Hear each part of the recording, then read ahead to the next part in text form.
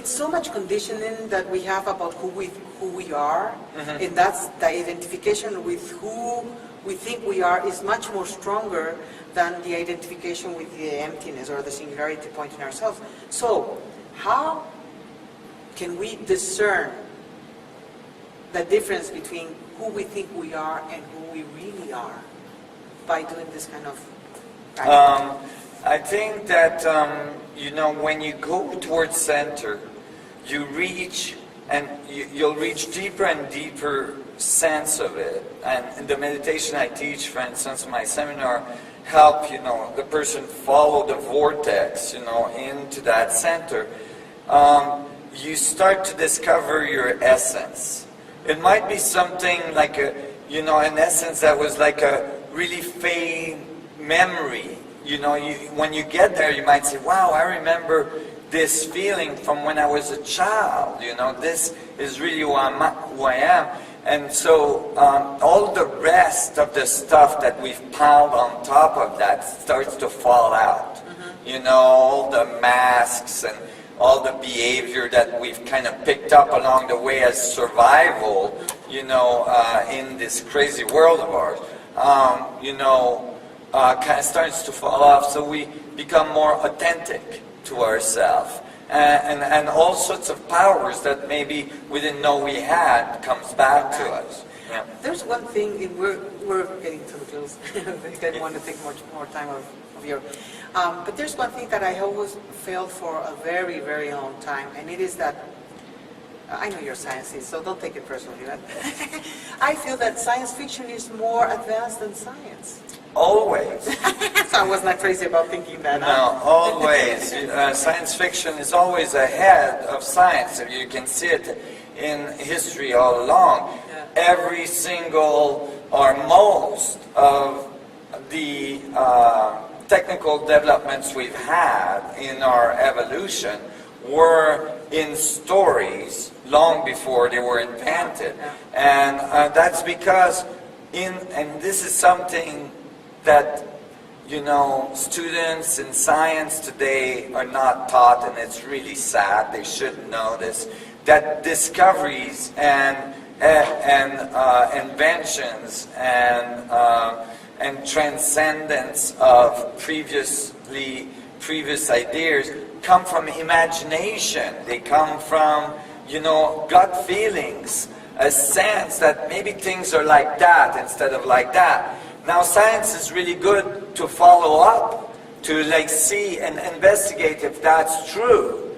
But it starts inside us. And this is why people like Einstein said, imagination is more important than facts, and so on, because it's like, and I'm paraphrasing, but it's like, it comes from inside you. Innovation comes from inside you, and then you bring it out, and then you see its value. But it starts there. And so somebody, writing a story about going through the galaxy, is going to have to think and to visualize, well, what would the ship look like? And what kind of space drive would it have to use? And all this. And it's going to develop. And since we're connected to the whole universe, that person is going to have a sense of how the mechanics of the universe work that would make it possible for a ship to go across the galaxy and so on. And most likely it's going to be somewhat correct to what is going to come following in the future. Now, for people that are very left-minded and rational thinking and very skeptical. Yeah, we are both foreigners in English, yeah. So skeptics. Where can they research information that, for instance, the thing I've heard lately was that we were kicked out of the moon, and that there's some sort of life over there, and people don't believe that. I mean, they look at the moon and it's all like sand and empty, but there's an idea that maybe there's some life over there and that we got kicked out and that's why we have not come back. Where can people research? Do you know of any information that they can look at? Well, first of all, on skepticism, this is one of the big problems in our society. The concept of skepticism and closed-mindedness has been confused. So people that think that they're skeptics are basically just closed-minded, meaning they reject new ideas or sets of information offhand without actually truly looking at all the evidence and coming to a scientific conclusion, which would be a true skeptic. And so skepticism is actually a very good thing. You need to have skepticism. You need to like take things, you know, well, you have to investigate and see if the concept is correct and all this. And so, you know, for instance, one of the biggest taboos, and people think that sex is a taboo thing and all this stuff, but actually one of the biggest taboo is extraterrestrial life, and the idea that we've been visited by extraterrestrial. My research shows we've been visited by extraterrestrial life for thousands of years, that this ancient civilization that was very advanced had direct contact, and that's why they had calendars for the whole galaxy, right? Yeah. You know that we've been visited in modern times as well. Now, if you're a true skeptic, then because of the internet and the world communication systems we have today, it is very easy to go and look for evidence and, you know, part the stuff that's fake from, you know, stuff that's obviously not fake. You have military personnel that has come forward, that have talked, and astronauts, cosmonauts, people that are the most entrusted people on our planet today, that have come forward and actually swore in front of the American Congress and in other countries in front of their governments and so on, that, you know, there was direct contact, that there's, you know, extraterrestrial bases on the backside of the moon, all sorts of things that, you know, seems totally irrational. As you hear them for the first time, it's like, oh my God, what is he saying? Well, you know, it's not so far-fetched in the context of a universe which we're discovering today. You know, not so long ago, 20 years ago, in most physics conference where I talked about extraterrestrial life, most physicists and astrophysicists said that it's most likely extremely rare that life develop in the universe anywhere else. And the reason why they were saying that is they're saying water is most likely extremely rare, planets are most likely extremely rare, and, you know, and those are the two, you know, necessary elements. And since then, we've discovered, and, you know, I always question them, how do you know that water is so rare? Since then, we've discovered that everywhere we look in the universe, and I mean everywhere, even between galaxies, and we see water.